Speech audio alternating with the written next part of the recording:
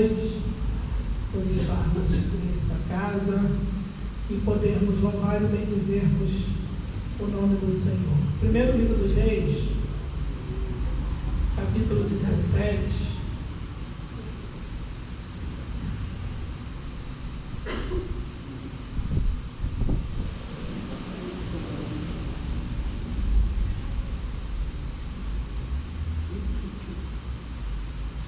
Glória a Deus. Primeiro livro dos Reis, capítulo 17, versículo de número 8.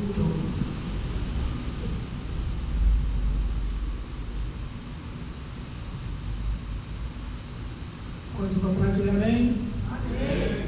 Então veio a ele a palavra do Senhor, dizendo: levanta-te, vai a Serepta, que é de Sidom, e habita ali. Eis que ordenei uma mulher viúva que te sustente. Então ele se levantou e se foi a Serepta, e chegando à porta da cidade, eis que estava ali uma mulher viúva apanhando lenha. E ele a chamou e lhe disse: traze-me, peço-te, num vaso um pouco de água que beba. E indo ela a buscá-la, ele a chamou e disse: traze-me agora também um bocado de pão na tua mão. Porém ela disse: vive o Senhor teu Deus, de que nem um bolo tenho, senão um punhado de farinha numa panela e um pouco de azeite numa botija. E veio aqui, apanhei 2 cavacos e vou prepará-lo para mim e para o meu filho, para que comamos e morramos. E ele lhe disse: não temas, vai, faze conforme a tua palavra. Porém faze disso primeiro para mim um bolo pequeno e traze-me para fora.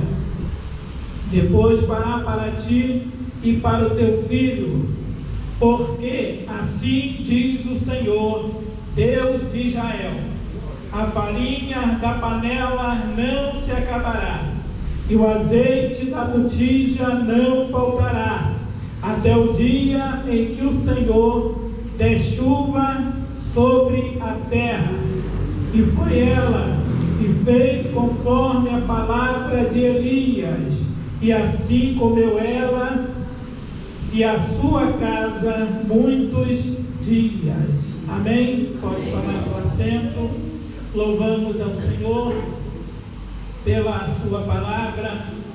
Esta palavra está no meu coração, irmãos, que Deus tem falado muito, comigo por intermédio desta mensagem. Nós estamos dentro de um contexto em que o profeta Elias vai profetizar contra a casa de Acabe. Elias vai dizer: segundo a minha palavra, não vai haver chuva sobre a terra. Elias vai surgir em um cenário em que Israel está se distanciando de Deus. Israel já tinha se distanciado pela sua moral.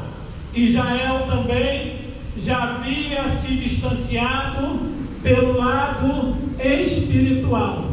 Mas um dia vai surgir um profeta, o homem cheio de Deus, o homem cheio de coragem, que vai profetizar contra a casa de Acabe. Acabe estava acostumado a ouvir os profetas, e os profetas que iam até Acabe batiam no ombro de Acabe e dizia: continua assim, continua desta maneira. Mas um dia vai surgir um profeta.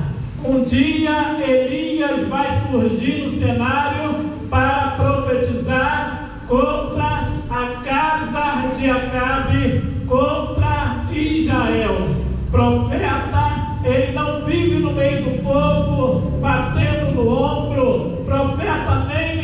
visto diante da multidão, porque o profeta está sempre falando a verdade. Às vezes alguém para diante de uma pessoa e fala: eu não gosto daquele irmão. Muitas das vezes não gosta porque o irmão denuncia o pecado dele, porque o irmão fala aquilo que está nas Sagradas Escrituras. Aí muitas das vezes alguém não quer estar diante desta pessoa. Acabe era assim, os profetas já haviam se corrompido, mas vai surgir Elias cheio de Deus e vai dizer: segundo a minha palavra, não vai haver chuva sobre a terra. Depois que Elias profetiza, Deus também vai dizer para Elias: agora levanta e se esconde. Se ficar aí, vai morrer. Às vezes o profeta tem que entregar a mensagem, tem que se esconder, tem que sair do cenário, porque as perseguições vão ser muitas, as lutas vão ser muitas, mas Deus está conosco. Deus está na nossa vida. Quem fala aquilo que Deus manda falar, o céu garante aquilo que está falando. Elias diz: segundo a minha palavra, não vai chover. O céu disse: Elias, não vai chover, mas você precisa se esconder. A Bíblia diz que Elias ele vai para o ribeiro e ali ele é sustentado. Deus manda carne, Deus manda pão todo dia para Elias. Os corvos vêm e sustenta Elias. Então Elias está pensando agora que está tudo bem. Só que Elias começa a perceber que a cada dia o ribeiro está se secando. Chega um dia que não tem água, chega um dia que não tem pão, e Deus vai falar com Elias novamente. Elias, agora levanta, vai para Serepta, porque eu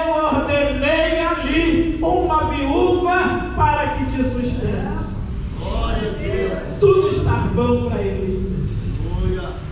Tudo está correndo segundo a orientação de Deus para a vida de Elias. Eu creio, a Bíblia não diz, mas eu creio que Elias saiu dali contente. Deus já providenciou sustento para a minha vida. Talvez Elias até pensou: lá em Sidom tem uma viúva rica, eu vou me hospedar na casa dela e ela vai me sustentar. Só que quando Elias chega na casa da viúva, o texto vai dizer que ela está pegando graveto. E Elias vai dizer para ela: traz um bocado de água para mim. A viúva obedece o homem de Deus. Só que no meio do caminho o homem de Deus dá outra ordem: traz também um pão para mim. E a viúva agora vai dizer para Elias qual é a situação que ela está se encontrando. Você não está vendo? Eu estou aqui do lado de fora. Eu vim pegar 2 gravetos. Eu vou usar o resto da farinha que eu tenho e o resto do azeite que eu tenho também. Eu vou fazer um pão para mim e para o meu filho. Nós iremos comer e depois iremos morrer. É o cenário que Deus colocou Elias naquele dia. Parece que muitas das vezes Deus nos leva para um cenário que, se nós não olharmos pelo lado da fé, nós nem vamos. Se não olhar pelos olhos espirituais, nós iremos parar. Deus dá uma ordem para Abraão dizendo: levanta e vai para uma terra que eu vou te mostrar. Deus não disse para Abraão aonde era a terra. Deus disse para ele se levantar e Deus disse para ele ir. Então o Evangelho nem sempre Deus vai nos dar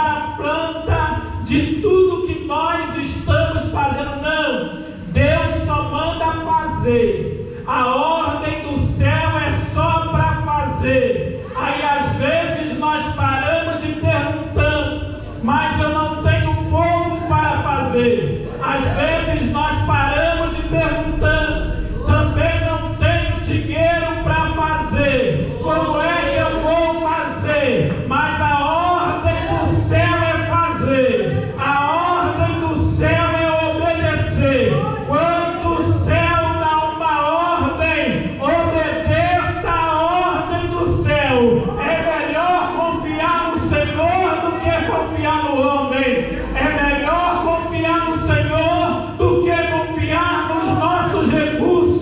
É melhor confiar no Senhor do que confiar nas nossas forças. Confia no Senhor, que Ele dá a direção certa. O que Deus disse para Elias é: tem uma viúva para te sustentar.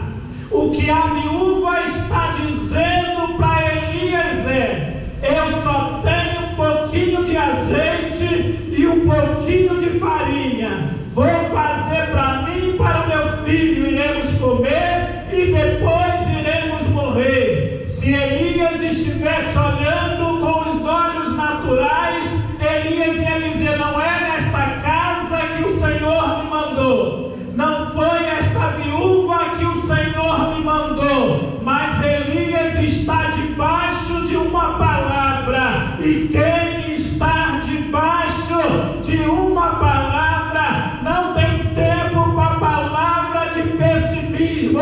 Alguém está dizendo: não vai acontecer. Mas o céu está dizendo: vai acontecer.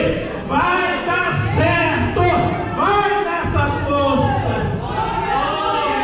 É o céu que está dizendo. Aleluia. Deus disse para Josué: Josué, pega o povo, rodeia as muralhas de Jericó e volta para o acampamento. Josué faz isso no primeiro dia. Josué faz isso no segundo dia. E parece que nada está acontecendo. Mas no sétimo dia Deus diz: hoje o esforço vai ser maior. Hoje vocês vão rodear a cidade por 7 vezes. E na 7ª vez vocês vão gritar. Os músicos vão pegar as trombetas e vai começar a tocar. Porque hoje as muralhas vão cair.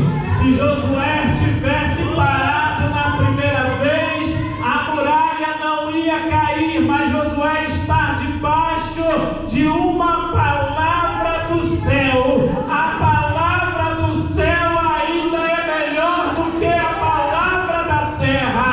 A palavra do céu ainda é melhor do que a palavra do médico. O médico disse que vai morrer, mas o céu ainda não disse que vai morrer. O advogado diz que a causa estava perdida, mas o céu ainda não falou nada. Então eu confio no céu. A minha esperança está no que o céu fala, não está no que aquilo que a terra está falando. Quando a mulher conta a situação para Elias, Elias vai dizer: vai e faz conforme a tua palavra, mas agora faz um bolo para mim. Já viu que primeiro Elias pede pão e depois ele pede bolo? Primeiro ele pede pão, depois ele pede bolo. Se chegar na casa de alguém de manhã, alguém vai te servir um copo de café e um pedaço de pão. Mas se você falar assim: irmã Aparecida, agora eu quero bolo, a irmã Aparecida vai falar: esse nego está abusado. Então primeiro Elias pede pão. Quando ela fala que não tem pão, ele fala: agora eu quero bolo. O negócio agora mudou. A ordem agora mudou. Vai e faz primeiro para mim. Depois você faz para você e para o seu filho. Porque eu tenho uma mensagem do céu para você.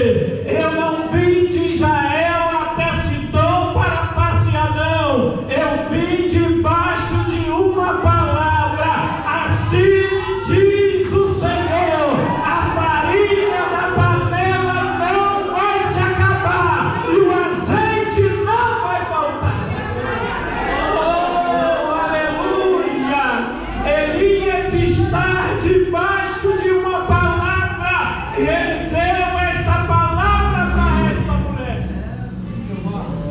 Só que esta palavra não é palavra de multiplicação, é palavra de provisão. O azeite, todo dia, estava no mesmo nível, não subia. A farinha, todo dia, estava no mesmo nível, não subia, mas também não abaixava. Não tinha mais, mas também não ficava menos. A mulher que perde o seu marido e chega para Eliseu, Eliseu fala para ela: vai, pega vasos emprestados e começa a encher. Multiplicação. Mas aqui não tem multiplicação, aqui tem provisão. Aleluia. Porque multiplicação muitas das vezes nos acomoda. Quando a nossa igreja está cheia, nós nos acomodamos. Quando a nossa conta no banco está tudo bem, nós nos acomodamos. Quando saúde está tudo bem, nós nos acomodamos. Mas começa a acontecer alguma coisa, nós começamos a orar pela madrugada. O desemprego começa a bater na nossa porta, nós começamos a correr para os pés do Senhor, nós começamos a fazer voto, nós começamos a ofertar, porque nós queremos algo de Deus. Então, multiplicação muitas das vezes nos faz descansar, mas provisão nos mostra que nós devemos confiar. E o nosso Deus gosta de provisão. Ele gosta. Moisés está no deserto e vai clamar por pão.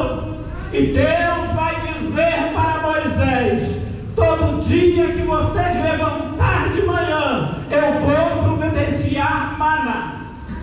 Todo dia. Mas a ordem de Deus também é: não pegue demais, só o necessário. Só o necessário. Mas ainda o povo tinha acabado de atravessar o deserto, tinha acabado de abrir, Deus abriu o mar vermelho e eles passaram. Mas alguns falaram assim: será que Deus vai providenciar mesmo? Deixa eu guardar um pouquinho mais. Só que quem guardava mais, no outro dia dava bicho. Deus estava ensinando a Israel: viva debaixo da minha provisão. 40 anos no deserto não se ouve falar em fome. Não se ouve falar em fome em Israel.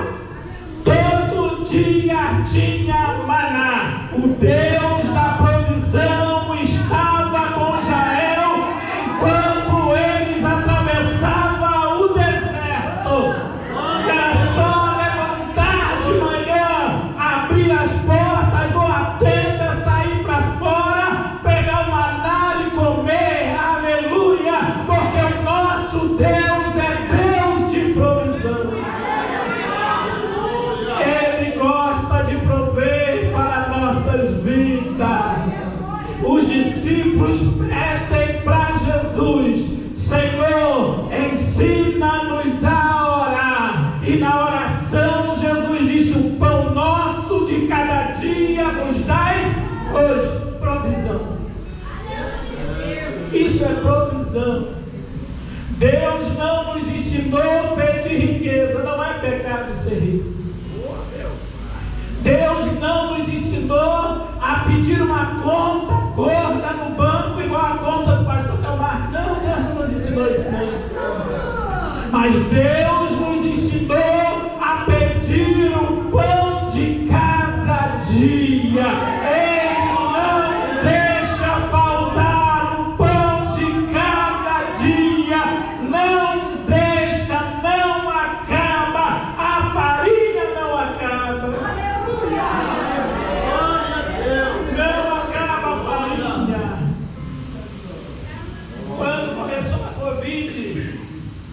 trabalho de Uber, não podia se trabalhar de Uber. E ninguém saía de casa. E um pouquinho de reserva que eu e Rosilene tinha, acabou tudo. Não tinha mais nada. Aí Deus começou a usar pessoas. Tem uma jovem na igreja que nem fez, né, o pedido, né, daqueles R$600 que o governo dava e depositaram na conta dela, e ela chegou na igreja e falou: pastor, graças a Deus eu não preciso, ela tem o comércio, Deus tocou para mim abençoar a vida do pastor e a vida da Rosilene. Eu falei: pode abençoar. Pode abençoar, aleluia, pode abençoar. E saía para trabalhar, não tinha corrida nenhuma, mas os médicos precisavam de um município para o outro, porque a gente não podia, quem trabalhava de Uber de Caxias não podia ir para o Rio, quem trabalhava no Rio não podia vir para Caxias, e a gente parava perto dos hospitais e os médicos tinham que sair, né? Às vezes saía do Daniel Lipe e tinha que ir para Copacabana. Aí os médicos chegavam e eles mesmos davam o preço: te dou 50, outro te dou 100. Graças a Deus, pode dar. Deus abençoe. Deus não deixa faltar nada para os seus.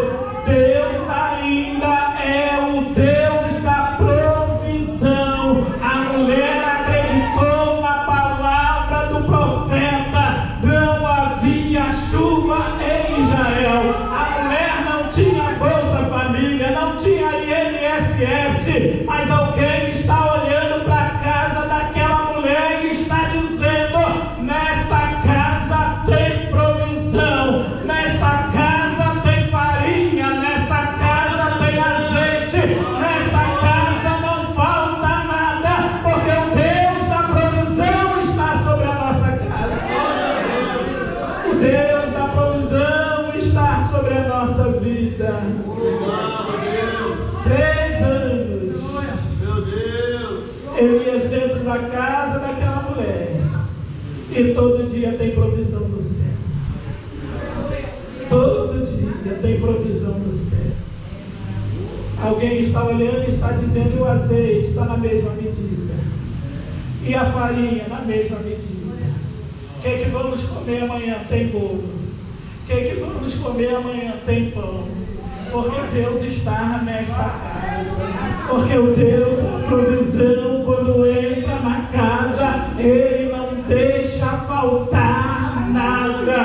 Se Deus está na casa, a casa tem milagre. Aleluia.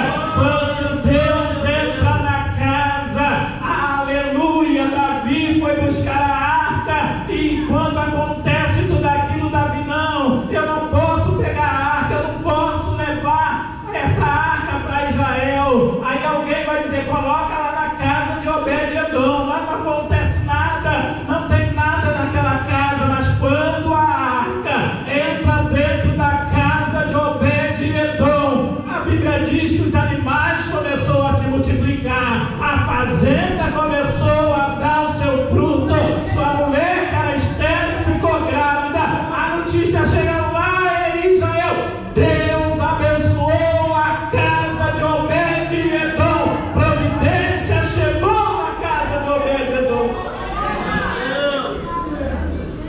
Mas o país está em crise, mas eu estou em Cristo. Eu estou em Cristo. Mas o Brasil vai quebrar, mas a igreja está em Cristo. A nossa vida está em Cristo. Não está no governo A ou governo B, não. A nossa vida está em Cristo. Passamos pelas crises, chegamos nas coisas cada vez mais caras, hospitais não têm atendimento, tudo isso o crente passa também, mas o crente tem uma certeza: o Senhor está na minha frente.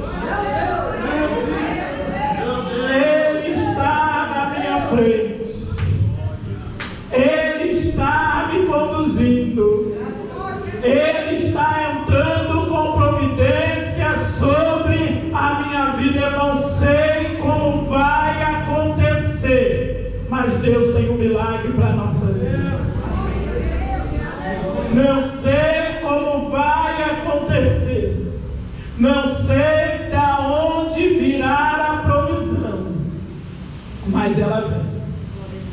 Oh, Senhor. Ela vem. Ela vem. Tem um hino que nós louvamos: pode dormir tranquilo. Quem confia no Senhor dorme tranquilo.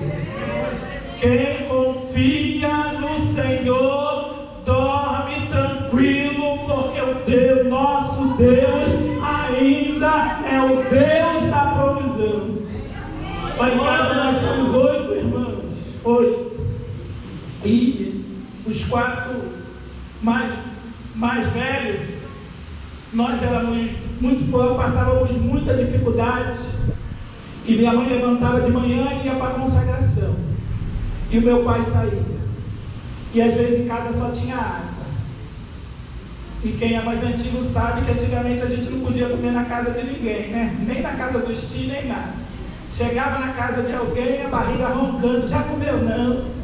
Não, já almocei. Já tomou café? Já. E aí se apanhasse, né? Se passasse dificuldade, se era 4, tinha que passar os 4, se era 10, tinha que passar os 10. Jejuava sem querer, né?